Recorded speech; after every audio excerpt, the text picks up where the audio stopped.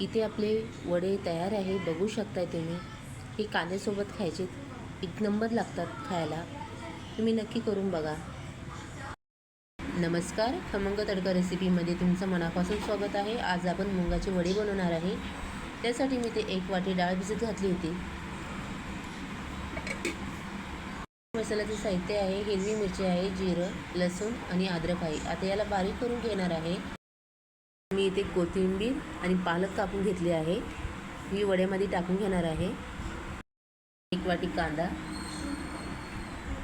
हिरव्या मिरचीचं वाटण केलं होतं ते पण सुद्धा घालून घेणार आहे. हळद अर्धा चमचा, मीठ.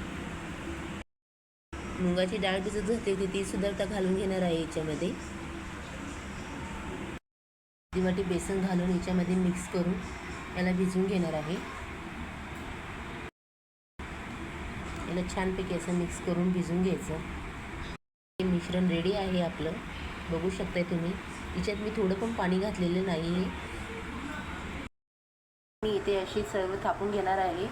एक खाली प्लॅस्टिक घातलं, त्याच्यावर मी अशी टाकून सगळं थापून घेणार आहे आणि तळून घेणार आहे. तेल तापलं होतं आपलं, मी ते सर्व अशी तळून घेणार आहे.